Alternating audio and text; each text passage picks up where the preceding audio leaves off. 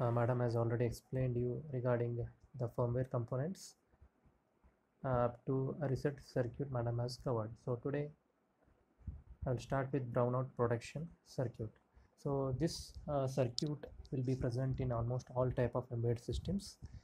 It will protect the embedded system from the harm which it is going to face due to sudden reduction in the voltage, right? It prevents the processor or controller from unexpected program execution behavior when supply voltage to the controller falls below a specific voltage.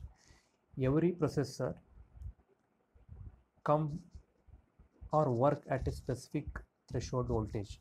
If the voltage for that particular processor or controller falls below that threshold voltage, then it will adversely affect the operation of the whole system as well as the controller. Now we have to avoid such situations. Now to avoid such situations, brownout protection circuit will come into picture or to our help, right? It is essential for battery powered devices since there are greater chances for battery voltage to drop below the required threshold. So most of the embedded systems what we are using nowadays are portable or handheld devices, and each operating with a DC power supply such as the batteries. The processor behavior may not be predictable if the supply voltage falls below the recommended operating voltage. So what happens if suddenly the voltage falls below the prescribed voltage of that particular controller? Then we don't know how the processor is going to behave. It may behave in a not a proper fashion, which may result into the complete corruption of the data as well as the firmware which has been loaded. If there is an operating system, even it may get corrupted and the whole application may fail, right? So we need to avoid such scenarios. Now to do that, we have to make use of brownout protection circuit. As I told, it is a protection circuit which will take care of the voltage fluctuations. This protection circuit holds the processor controller in reset state when the operating voltage falls below the threshold until it rises above the threshold voltage. So whenever the threshold voltage of a particular processor, for example, we'll consider a processor by the name ABC produced by some company called as XYZ. So XYZ has produced a processor or a controller with the name ABC whose operating voltage, minimum operating voltage is 5 volts. Now by chance, during the execution of a particular application, if that voltage, required voltage of 5 volts falls below 5 volts due to some reasons, at that condition suddenly the brownout protection circuit will see to it that the whole circuit has a reset. It will reset the processor. Certain processor or controllers support built-in brownout protection circuits which monitors the supply voltage internally. There are a few processors which will be having on-chip brownout protection circuits. Now most of the processors which are available in the market which will be having on-chip brownout protection circuit, because we are in the era of system on chip. The whole system is converted into a single IC integrated circuit.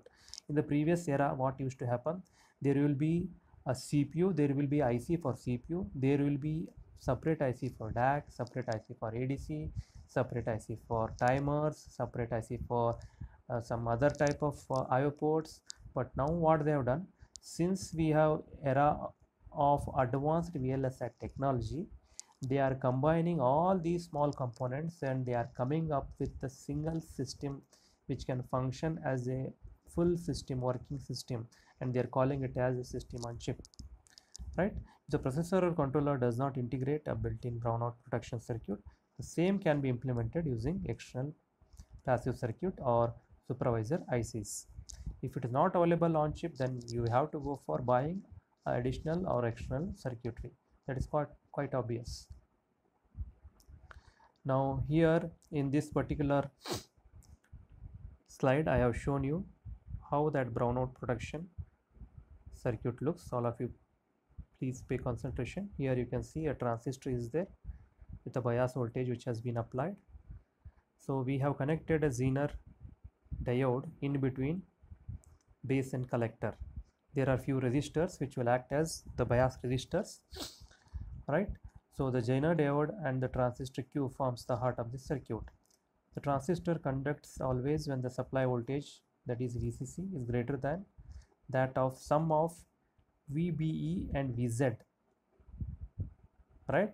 See to it that the voltage the transistor conducts always when the supply voltage VCC is greater than that of sum of VBE and VZ, that is VBE plus VZ. Then only the transistor conducts. The transistor stops conducting when the supply voltage falls below the sum of VBE and VZ. So this scenario has to be avoided. So we have to select the Zener diode with the required voltage for setting the low threshold value for VCC. The values of R1, R2 and R3 can be selected based on the electrical characteristics of the transistors in use. Depending upon what type of transistor you are using, the values of R1, R2 and R3 are going to change, and depending upon the threshold voltage, the Zener diode voltage, the Zener diode, the type of Zener diode, as well as VCC, the ratings are going to change. Microprocessor supervisor ICs like DS1232 from Maxim Semiconductor also provides brownout protection. Right, so this is about brownout protection circuit diagram. Next we will go for oscillator circuit, one of the most important part of any type of embedded systems. It's like the heartbeat in our body. All of you know, if heartbeat stops, what will happen? The person will be dead. In the same fashion, clock is the main stimulus for each type of digital circuit. If you remove the clock from that circuit, it's like a dead circuit, including a processor or a controller.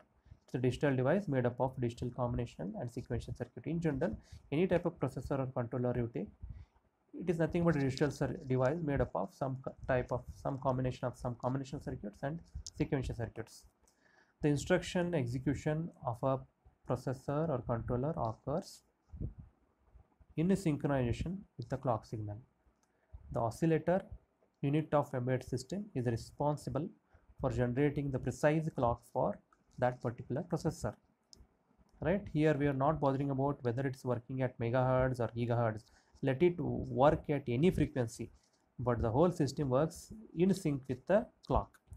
Analogous to the heart, as I told, in living beings, which produces the heartbeats, certain controllers integrate a built-in oscillator unit and simply requires an external ceramic resonator or quartz crystal for producing the necessary clock signals.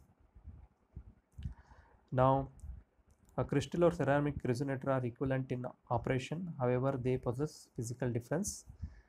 Both are, as I told, resonator or quartz ceramic resonator are equivalent in operation, however they possess a physical difference. What is that? The quartz crystal is normally mounted in hermetically sealed metal case with the two leads protruding out of the case. Certain devices may not contain a built-in oscillator unit and require the clock pulses to be generated and supplied externally. Quartz crystal oscillators are available in the form of chips, and they can be used for generating the clock pulses in such cases. The speed of operation of processor is primarily dependent on clock frequency. However, we cannot increase the clock frequency blindly for increasing the speed of execution. Right? The total system power consumption is directly proportional to the clock frequency. The power consumption increases with increase in the clock frequency. It is like if you run faster, right, you will cover more distance. If you run slower, you will cover less distance. But if you run faster, lot of your energy will be consumed. If you run slower, your energy consumption will be slow. That analogy you can take here, right? If you have a clock which is of higher frequency or a processor which is running at higher frequency, obviously the switching of all the transistors which are present inside the processor the switching speed will be more. If the switching speed is more for each of the transistor, right, so there will be billions and billions of transistors inside a particular controller, right? If they are switching fast, obviously the power consumed by each of the transistors will be more, and combinedly we'll consider the power consumed by the whole of the processor or the controller. The accuracy of program execution depends on accuracy of the clock signal. The accuracy of the crystal oscillator or ceramic resonator normally expressed in terms of plus or minus ppm, that is parts per million. So this is how oscillator circuit will look like.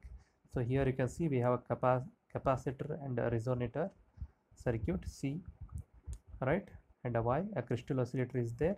Whenever you supply a particular supply voltage, it will start oscillating at a required frequency.